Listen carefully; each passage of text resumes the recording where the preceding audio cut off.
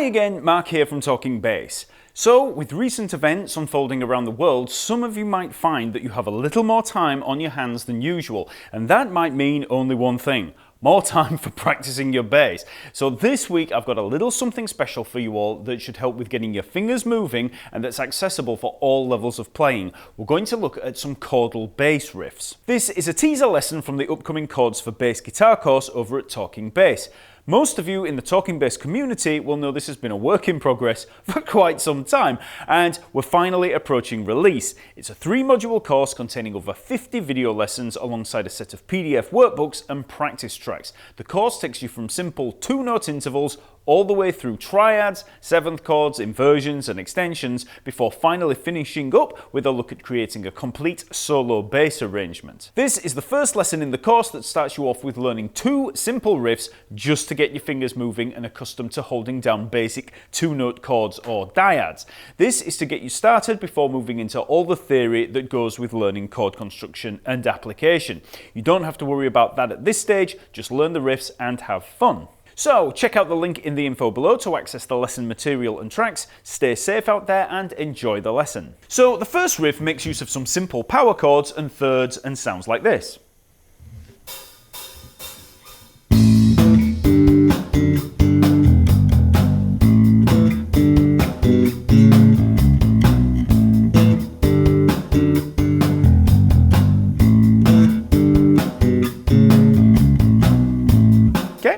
So this riff's in A and we begin on an open A string. And then we've got this chord. Okay, so this is an A power chord. So we've got A at the 7th fret of the D string and E at the 9th fret of the G string. That's our chord. So I'm using the 1st and the 4th fingers in the fretting hand to play it, and I'm using the 1st and 2nd fingers in the picking hand to play it, just as if I was picking, a normal bass line, okay? Now, one thing that'll probably make things easier and clean things up when we progress in the riff is the position of the thumb, the anchor. So when I play the A there, the open A string, I've got the thumb on the E string. Then when I go for the chord, I actually put the thumb on the A string, and that keeps that nicely choked off because as we're moving through these chords, we don't want any residual noise. So, okay, and that's the first chord. For the next chord, we just take that A power chord and move it down a whole step. So then we have the G at the 5th fret of the D string and the D at the 7th fret of the G string. Okay, so we've just taken that chord and just moved the whole thing down a whole step. So,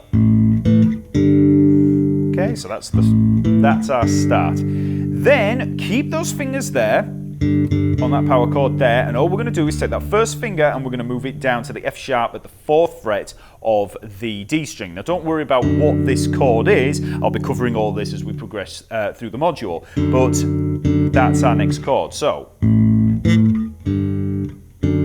and then back to that G power chord. So we just take that first finger, take it from the 5th fret to the 4th fret and back, okay? So playing a chord each time. So,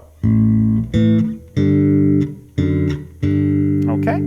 After we've played those chords, we've got a little bass move down here. So that's just open E, G, 3rd fret, back to the open E, back to the G at the 3rd fret. Okay? So, all of that together. Okay, again, 3, 4.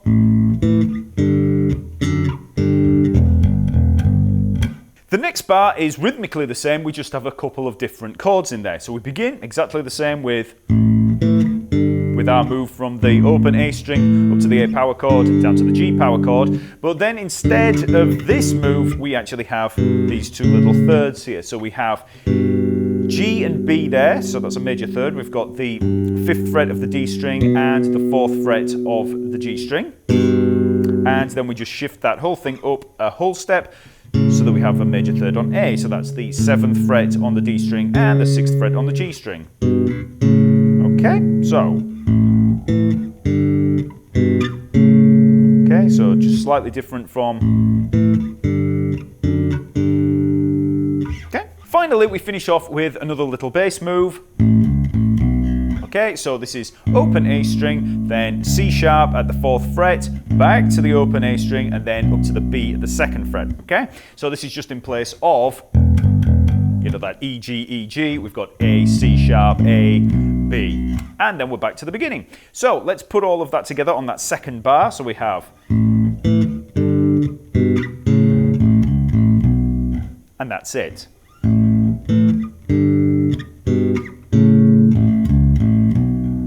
So now let's put all of that together. So 1, 2, 3, 4.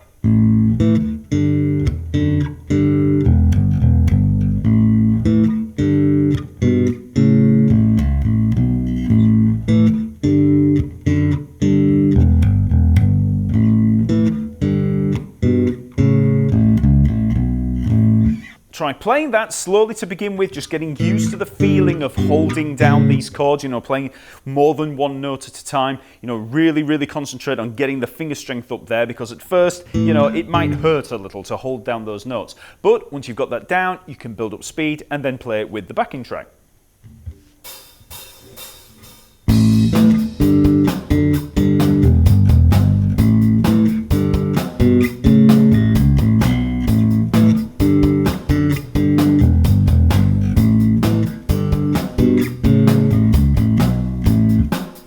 Now let's try riff number 2. In this riff, we'll be tackling some tenths and a cool little bluesy move that you've probably heard lots of times on other instruments.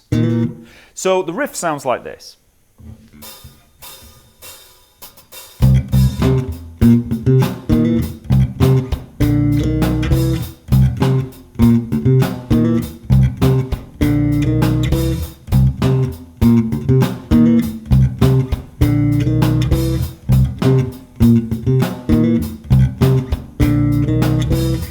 So this riff has a funky C7 kind of vibe, and we begin on the C 8th fret of the E string, played twice. Then we have the C at the 10th fret of the D string, and that's all with the 1st and 4th fingers there in the left hand. Then we have this B flat up to the C with the ghost note in between. So we've got B flat at the 8th fret of the D string, ghost note, and then the C at the 10th fret. So again, using the 1st and 4th fingers. So. Then we have this little chordal kind of skit here. So to do this, we just take the 1st finger and we bar at the 8th fret of the D and G string. So that's the B flat and the E flat. Okay? Then we just take the 2nd finger and we hammer on at the E natural at the 9th fret of the G string. So we keep the bar held down and then just hammer on with the 2nd finger. So on the face of it, when played slowly, it sounds pretty dark and doomy.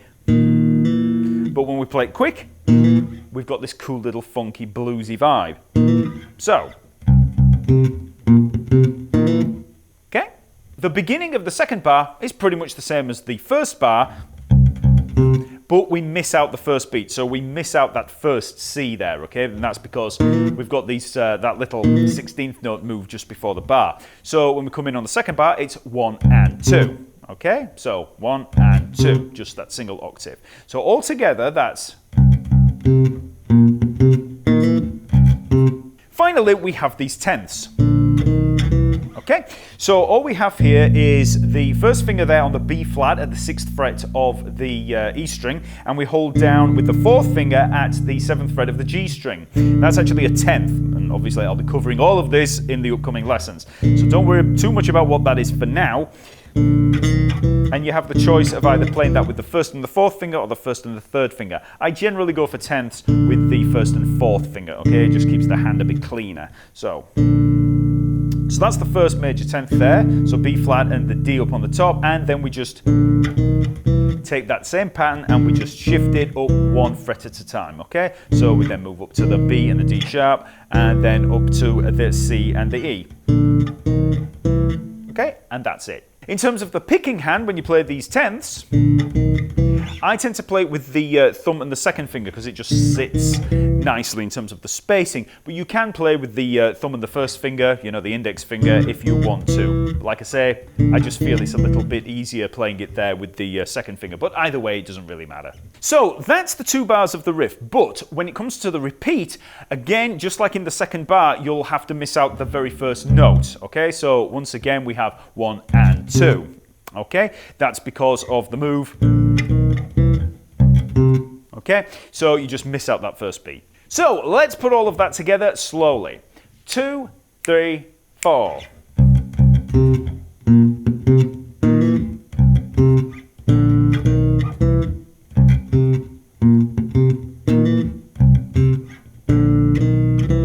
So once again, play that really slowly, focusing on good technique when you're playing the tenths there and the that little bluesy move there. And it'll take a bit of getting used to moving between the finger picking and then the thumb, and all of that stuff.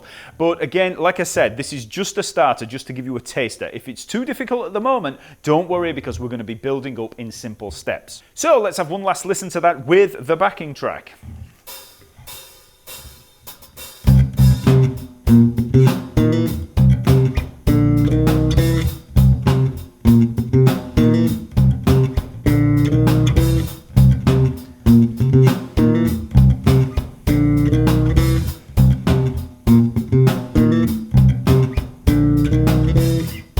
So I hope you liked that lesson from the upcoming Chords for Bass guitar course. Remember to like this video, subscribe, and let me know in the comments what other chordal bass riffs you'd like me to cover.